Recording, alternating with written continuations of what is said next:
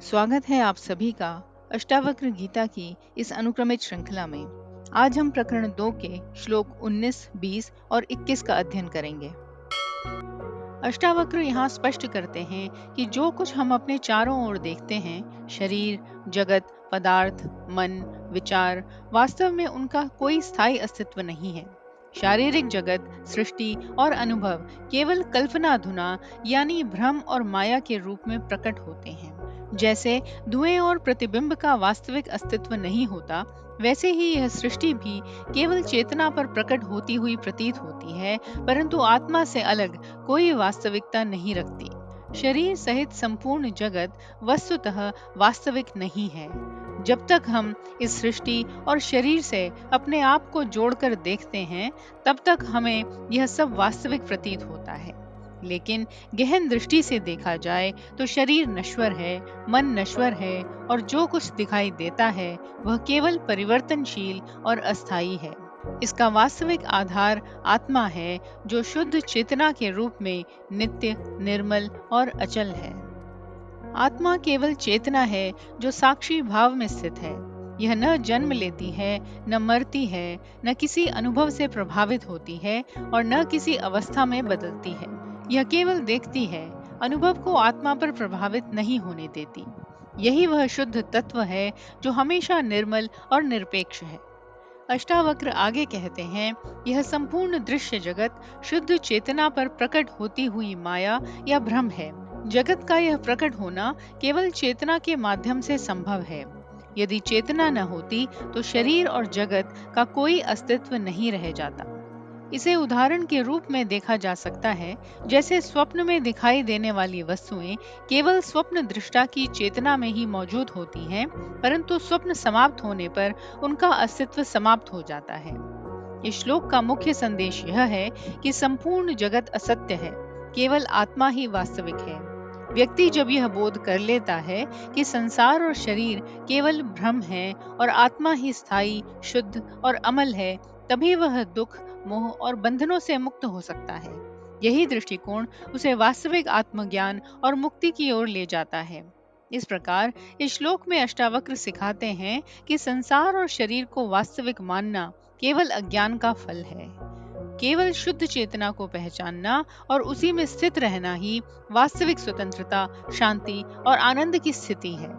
आत्मा के प्रति यह दृष्टि साधक को द्वैत की सभी भ्रांतियों के ऊपर ले जाती है और उसे निर्विकल्प, अमल और शाश्वत समाधि की अवस्था में स्थापित करती है। अगले श्लोक में अष्टावक्र ऋषि जीवन और जगत के वास्तविक स्वरूप पर गहन दृष्टि प्रकट करते हैं। वे स्पष्ट कहते हैं कि जो कुछ हम अनुभव करते हैं, शरीर, स्वर्ग और नरक, बंधन और मुक्ति, भय और आशंका, ये सब केवल कल्पना मात्र है। साधारण दृष्टि से हम इन्हें वास्तविक मानते हैं और अपने जीवन को इन्हीं पर आधारित बनाते हैं। लेकिन शुद्ध दृष्टि से देखा जाए तो यह सब केवल माया और भ्रम के रूप है। यहाँ शरीर केवल शरीर है, इसमें कोई स्थायी आत्मा या शाश्वत तत्व नहीं है। शरीर के माध्यम से हम सुख दुख, स्वर्ग और नरक जैसी अवस्थाओं का अनुभव करते हैं। बंधन और मुक्ति भी केवल शरीर और मन के अनुभवों से उत्पन्न प्रतीत होते हैं। भय और आशंका भी इसी भ्रांति का हिस्सा है। साधारण व्यक्ति सोचता है कि उसे इन सबसे डरना या इनकी प्राप्ति के लिए प्रयास करना है, परंतु अष्टावक्र कहते हैं यह सब केवल कल्पना और माया के धुएं हैं। वास्तविकता में इनका कोई अस्तित्व नहीं है। जैसे स्वप्न में हम सुख और दुख का अनुभव करते हैं, परंतु जागने पर यह सब समाप्त हो जाता है, वैसे ही यह जगत और इसका अनुभव केवल चेतना पर प्रकट होने वाले भ्रम हैं। यह शास्त्र यह स्मरण कराता है कि सच्चा अस्तित्व केवल शुद्ध आत्मा का है, जो साक्षी के रूप में सबको देखती है पर स्वयं अप्रभावित रहती है। अष्टावक्र आगे कहते हैं, शुद्ध आत्मा के लिए शरीर, संसार, बंधन, मुक्ति, स्वर्ग, नरक और भय, इन सब का कोई कार्य नहीं है। आत्मा स्वयं में पूर्ण है, शांत और आनंदमय। उसे किसी वस्तु, अवस्था या परिस्थिति की आवश्यकता नहीं। यही दृष्टि साधक को द्वैत और मोह माया से ऊपर उठाती है। जब साधक यह समझ लेता है कि सारा संसार केवल चेतना पर प्रकट होने वाला भ्रम है, तब वह किसी भी भय, द्वंद या आकांक्षा से स्वतंत्र हो जाता है। इस श्लोक का संदेश अत्यंत स्पष्ट है।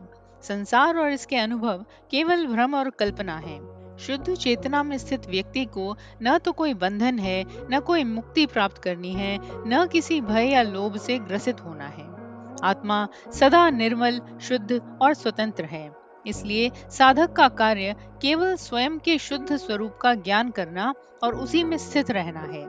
यही अद्वैत और मुक्ति की सर्वोच्च अवस्था है। संक्षेप में यह श्लोक हमें स्मरण कराता है कि संसार, शरीर और अनुभव केवल अस्थायी हैं। जो व्यक्ति अपनी चेतना में स्थित होकर इन भ्रमों को पहचान लेता है, वह सच्चे अर्थ में मुक्त और शांत हो जाता है। यही अष्टावक्र गीता का मूल दर्शन है। सत्य और शुद्ध आत्मा में स्थित रहना ही परम लक्ष्य है।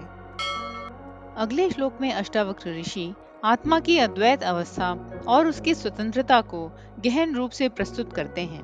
वे कहते हैं कि सच्चे आत्मज्ञान प्राप्त व्यक्ति के दृष्टिकोण से द्वैत, मैं और तुम, यह और वह का भेद समाप्त हो जाता है।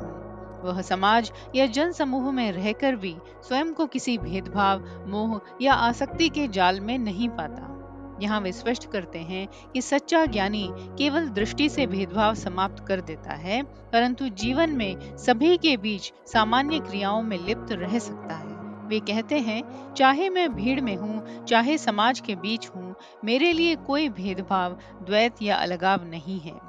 सामान्य व्यक्ति हमेशा मैं और तुम, स्वयं और अन्य का भेद करता है और इसी तरह द्वैत से मोह, प्रेम, द्वंद और दुख उत्पन्न होता है। परंतु सच्चा ज्ञानी भेदभाव से मुक्त होता है।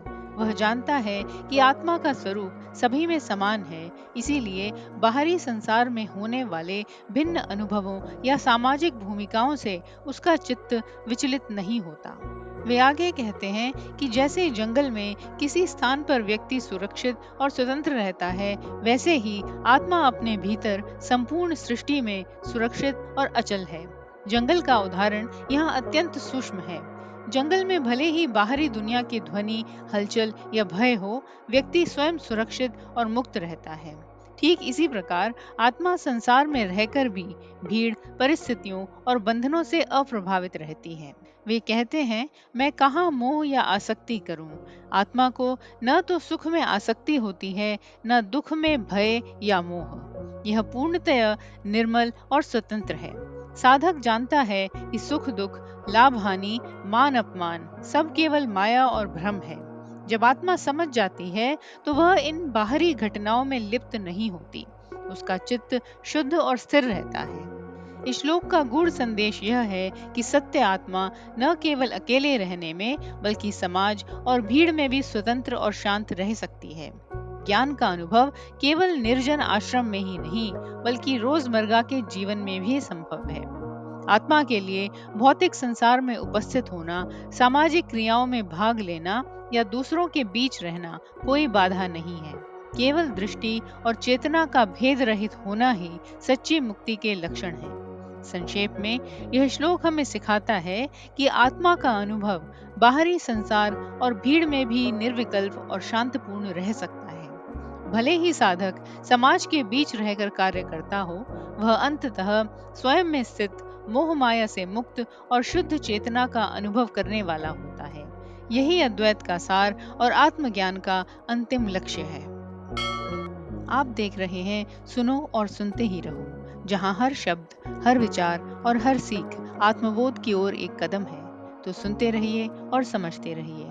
हमारे उत्साहवर्धन के लिए लाइक, शेयर, कमेंट और सब्सक्राइब जरूर करें। हमारा उद्देश्य है प्राचीन ज्ञान से आत्म जागृति। यदि आप इस मिशन में सहभागी बनना चाहते हैं, तो चैनल ज्वाइन करें और इस यात्रा में हमारे साथ चलें।